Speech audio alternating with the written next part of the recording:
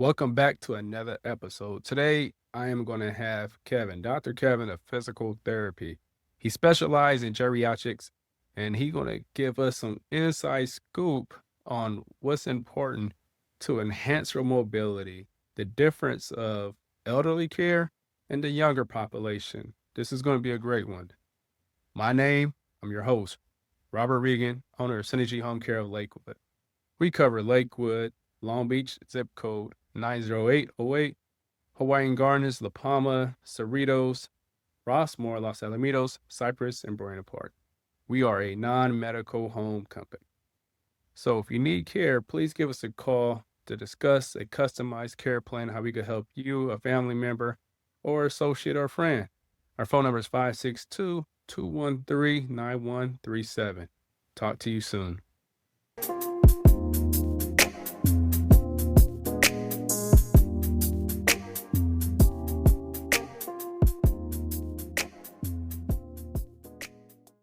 So today I have Kevin Porter, another great doctor of physical therapy here in the local area in Long Beach. But the difference of Mr. Porter just being a physical therapist, he specialized in something that in our field is crucial. Kevin is specialized in geriatric care. Kevin, give us a little background on you. How did you become a physical therapist? When did you want to become a physical therapist? And what inspired you? Well, first off, just thank you for having me. Appreciate the chance to be able to talk about my field. Became a physical therapist. I was always an active person growing up. What really kind of got me down that path was my dad. He's survived cancer twice, so he's in remission right now. The first time the chemo really did a number on his body. We were playing basketball one time, and he basically fractured his knee. They was put in a cast at that time for 6 months, which they would not do now, but that's kind of what happened. He went through a lot of rehab, and I just kind of saw that process of them bringing him back to be able to function and doing everything he needs to be able to do throughout his everyday life. And I was like, oh, I think this is where I want to go. So there's a lot of schooling, you get your bachelor's and as a doctorate of physical therapy. And then I chose to continue and get my specialty in geriatrics because I want to see people age well and successfully. And so that's kind of my main goal with going into geriatrics. You kind of see the full spectrum of it. So I'm enjoying it so far. And Kevin, you're still active. I saw your basketball Yes. clips. Oh, for sure, man. So leading to the understanding of geriatrics, right? What are some unique comparisons working with the younger population and the aging population, the senior population? So talk about physical therapy, the younger population, a lot of times it's focused on pain, like, oh, my shoulder hurts or did something to my back. I was lifting some weights or something. There's a lot more kind of acute injuries or different things like that. And we're just trying to get them back to doing what they want to do. With the older population, we're focusing a lot on function, the activities of their daily life, trying to keep their independence because as we get older, if we're not staying up with our health and our physical fitness, we can get a little bit weaker and that can cause other issues, right? So we're really just trying to keep everybody as active as possible so they can keep their independence. Sure. I went to the senior center here in Lakewood, and boy, it floored me. There's some lot of active seniors out here. Yeah. They was doing some exercises, Uh-huh. like where you're into mobility. And I had my table. It was a table session. It was like, I don't need you Yeah, yet. for sure. I was okay. I was like, what about a friend or a family member, a colleague, somebody? I see you doing your fitness thing in there. For you, Kevin, what would you say? Because a lot of seniors, they feel they're going to lose their independence if they come and talk to you or come and see you. What would be the appropriate age in their cycle to say you need a regular physical therapy checkup? Gotcha. So when should seniors consider a regular checkup? So there really is no magic number. I always say age isn't anything but a number, right? So people age at different rates and different things kind of come up. But when you start to notice like the small things, like if you're starting to feel a little weaker or you're starting to notice it's a little harder to stand up or things are getting stiffer, or maybe you had a fall, or maybe, there's like other health concerns going on where you have now all these medications can play a role in fall risk and things like that. When you're starting to see those kind of things come up, that's when I would try and get in and start seeing somebody just for an annual checkup, just so those small things don't turn into big things. What are some of the common age related conditions you see in your community in geriatrics? Well, Is it more falls or so strokes? falls are a big one, but really it's just so deconditioning is a big one. Strength losses, balance issues, vision problems, like, and kind of going back to the medications too. I think when, you know, based on like your diet and those kind of things and your health issues, if those start kind of piling up, then that's when we start seeing more like deconditioning and things like that, because it's harder to get out and do the things that you want to do. Now, when you say deconditioning, how does that impact their mobility? And what is deconditioning in your terms? So as we age, there's a term sarcopenia. It's like we can have age-related muscle loss, right? And the body is one of those things that's kind of like you use it or lose it in a sense, right? So if you're not really doing as much as you used to, or it's harder to find the time, or there's a lot of different reasons that would cause somebody to be less active and things like that, it can be harder to build that back up. So that deconditioning happens for a lot of different reasons, but in basic sense, it's just harder to do the things that you want to be able to do because you don't have the stamina, the energy, the strength to do them. So, yeah. For sure. And the next segment is huge. The majority of our calls come from this, the mobility, the balance, and the falls. Do you have any go-to strategies to tell families or tell the senior who have a fall history, say, hey, let's incorporate some of this to prevent further falls that you are having now? Oh, definitely. Because of course their gait is off and they're imbalanced. So what are some of your strategies as a specialized geriatric care physical therapist? So it's really like you got to take a multi-step approach to it. There's not just one thing usually, right? I always look at cognition's a big one, strength, like balance. I look at vision because vision plays a big role in balance. But really, I would say if they're having that fall risk, they do need to see a professional kind of assess, because everyone comes to that fall risk for different reasons. There's not like one cookie cutter little thing that we can give them, but you really want to be looking at all those things. In order to train balance, you kind of have to put them to the edge of like almost falling. When we're doing these kind of things, that's why we try and do it in a safe environment and keep repetitively putting on those challenges towards them. The strength is a big one, and it's not just regular strength, because as we age, sometimes our reflexes are a little bit slower. Maybe we don't have the power to be able to stop a fall. Like they know they're about to fall, but they don't have the quickness or the power to actually stop it, right? So there's a lot of things that we train in the clinic in a safe environment. And then from there, we can give a home exercise program that caregivers can also work with the patients to make sure that they're staying on top of that. For sure. And I like how you said that you train the caregivers or you teach the caregivers. So when I do the care consultation, I tell the families I would prefer for the caregiver to be there during one of the PT Yeah. sessions. So the physical therapist could show the caregiver, hey, when I'm not here, make sure John Doe or Jane Doe are doing these Yeah. exercises. Here's the proper way of doing it. No, I Right. totally like the earlier, if they need the caregiver, the earlier they can be involved, the better. How do you help seniors improve their confidence in their everyday movement? Like you said earlier, some of them they lack the confidence. Mhm. They're not as strong as they used to be. So, what kind of words of encouragement or wisdom that you give them? Like, hey, you could continue to do this in a confident move or a confident way.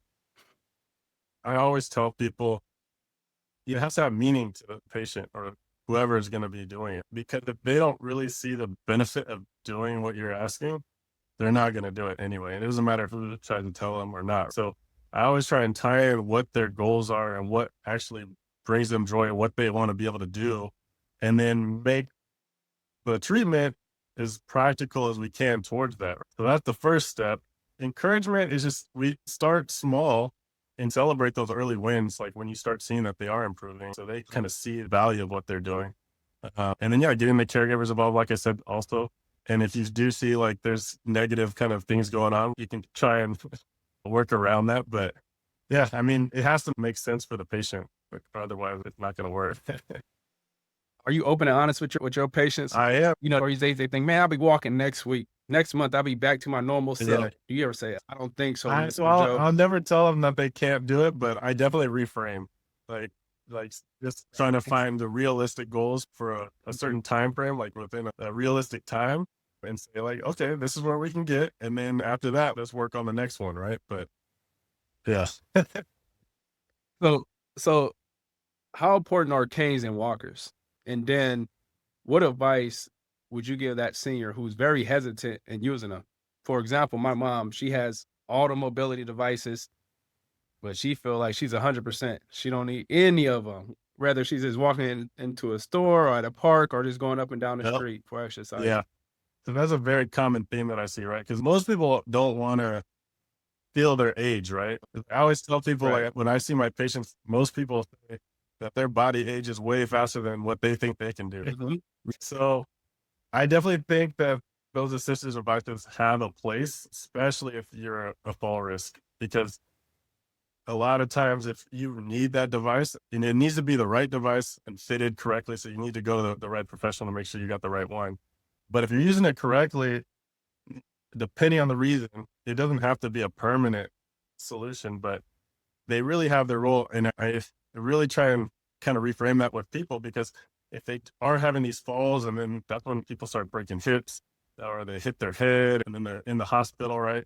They're using the devices correctly. They can use them to get stronger and then keep working with people to get their balance better, or they could possibly get off of them. But they get more mobility and more movement when they're using them, and that gets them out and doing more things. And I think that's the best case. And now, is it because I know you're doing geriatric care and the majority of your clients, patients are in their 70s to 90s range? Is it really possible for those folks are in the 80s and 90s to gain strength through PT? Most definitely. Yeah. Yeah. We see it all the time. I do think that certain providers see an older adult and maybe they're a little frail. So they're, I wouldn't say afraid, but like to give them the heavier weights, right? Like, if it doesn't matter what age you are, you need a certain amount of strength to do the things that you want to be able to do throughout your day, like stand up, get into the kitchen to go make food, different things for balance. And so we have to challenge them appropriately. It starts small and it's progressive, right? But you can most definitely still make strength changes. And sometimes it's on us to just push a little harder safely, like depending on different comorbidities, but like different diseases or things that are going on. Maybe they have heart issues or COPD, lung issues, things like that. So we have to do it in a safe manner, but we can most definitely push them and see strength gains. How do you tailor that? You just mentioned a mouthful Yeah. of different. For sure, I'm curious now. I have a curious No, mind, and definitely. I'm pretty sure these Um, do too. so And you being special, how do you tailor something to where whether they have arthritis, chronic pain, to that list of laundry you just mentioned earlier? How do you tailor that plan for them? So, yes, as we age, there's a lot more things that can kind of stack on to our health, right? So, one big thing is with older adults, I really like to use like a team approach. So, I'll talk with the physicians, I'll work with occupational therapists, are great with like activities of daily living and things like that. So, the team approach is great just so you can kind of get more eyes on it, especially with like I talked about earlier, the medication list, because medications can also play a role in balance and things like that. But then we're just trying to, when I say safely, I'm monitoring things like vitals, like blood pressure, heart rate. I'm listening to the patient if they're having any kind of symptoms, things like that. For arthritis, that's a big one, right? I hear that everywhere. It's like every patient has arthritis because that's what their doctor told them, right? And so, Right. uh, Wait, so is it true, or do well, you so diagnose I and think most say, people, a lot of people do have it, but we can work around it. Our goal of arthritis is modify an exercise so that they can do it with limited pain and strengthen the muscles around the joint so that we're protecting that joint as much as possible so that they can still do what they need to do. It might look a little different, but some people, they hear that and they're like, oh, I got knee arthritis. Oh, I'm going to have a knee replacement, right? It's like, well, let's slow down a little bit. That's why I say catch it early and we can work on things to kind of change that trajectory a little bit. At yoga? the wall stretching Right. and then the strengthening, Little stretch, all that stuff. right? The conditioning, right? Yeah. Now, as a physical therapist, I'm gonna throw you the alley hoop, and I'm sure you go catch it and dunk it.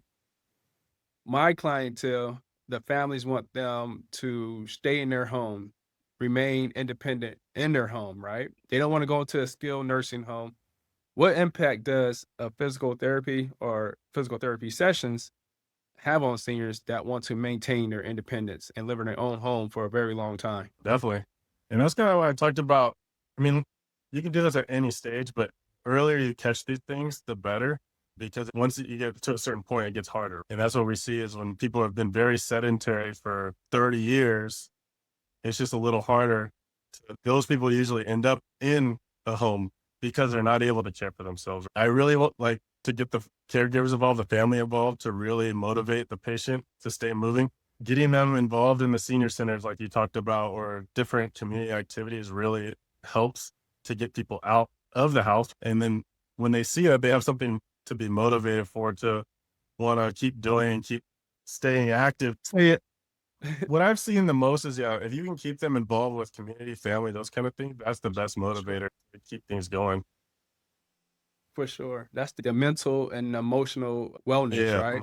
Being around your peers, being able to have an intellectual conversation or just a soft, casual conversation. exactly. That's a lot better than just watching a TV show or being on your phone all Yeah, day. yeah. And yeah, no, for sure. I'm telling you, I'm around Mm, it, de- personally and in the Yeah, business. So definitely. what you said is very vital. But how can physical therapy support someone that has that cognitive disease, the dementia, the memory loss? How do you guys support mental health? So one, activity and movement is great for brain health. Like there's just more circulation going on, those kind of things, right? For the blood and like nutrients and all those kind of things. It's been proven to improve mood, decrease stress, help with like sleep, all those things, right? But then if we're talking about somebody like with dementia, right? Or a cognitive disorder where like it's tough for them to kind of remember or follow steps. That's when we really get the caregivers involved a lot. We work on very simple instructions for like, say, like a lot of falls happen during transfers if you're getting up from your chair and then up into bed or into the toilet, things like that. So really clearly defining what the safest way for them to do that within the home is, and then getting the caregivers trained, and then just really working with the patient and the caregiver to keep that going. For sure. And you heavily working in the aging population. Do you see a connection between PT and that individual who's lost in isolation or going through some type of depression or and just a fear of aging? I think a lot of people don't think about it, but there are some that has a fear of getting older. Do you see a connection in your field? Oh, yeah.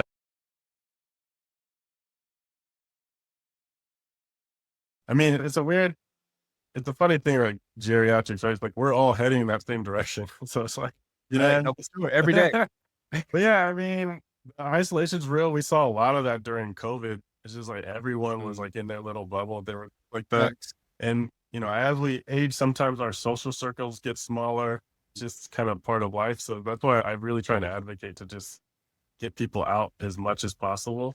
But I think what we do is like we talked about earlier is just keeping people's independence by keeping them strong, keeping their balance better. It increases their confidence to go out and do those things. So, I mean, that's what we're really just trying to do is increase confidence.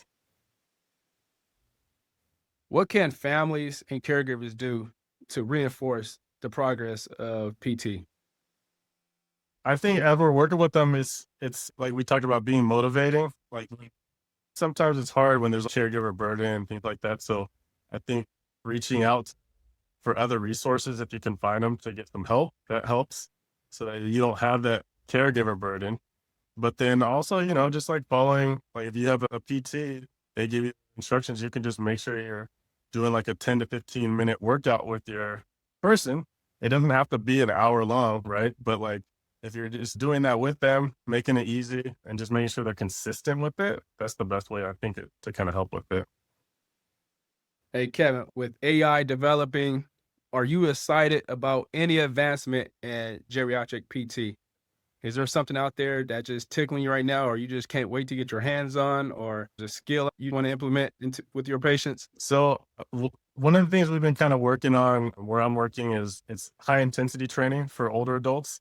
So we're just And we're seeing better results, quicker cover, and it's a very practical. So people are able to do what they need to do because we can make anything high intensity from like getting in and out of bed to like toilet transfers, showers transfers, walking, balance, anything like that. Patients like it a lot, but they're definitely sore after. So there's a lot of education on that.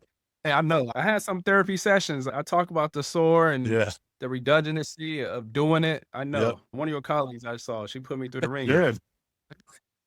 Right. Final question for you, Kevin. For every senior that's aging and they want to age strong, what would be a piece of advice you'll give that person? So I think I kind of touched on it a little bit, but we call it successful aging, right? Um, and that comes down to like it's a it, it's almost a whole health approach where you think about nutrition, mental health, like strength, conditioning, all that kind of stuff is important.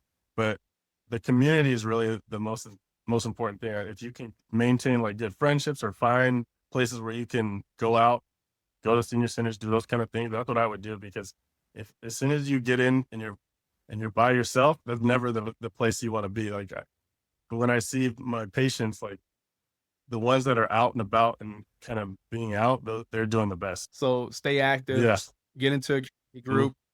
If you're an introvert, find that introverted group. Exactly, right? You know, just keep talking, Yes, exactly. right? Basically, just get out there, get active, or talk to Mother Nature. Get out to the park. Yeah. How can people reach out to you if they just want more insight, or they just may have a question or two? So I currently am working at the VA in Long Beach. They could hit me up in my email if they had a question. It's kevin.porter@va.gov. I'd be happy to reach out or at least give you some resources that you can look out to. Appreciate you, Kevin. Take care of my veterans, man. I appreciate you coming on today, dropping knowledge for the families and the caregivers. No problem. So I appreciate you, Mhm. man. Thank you.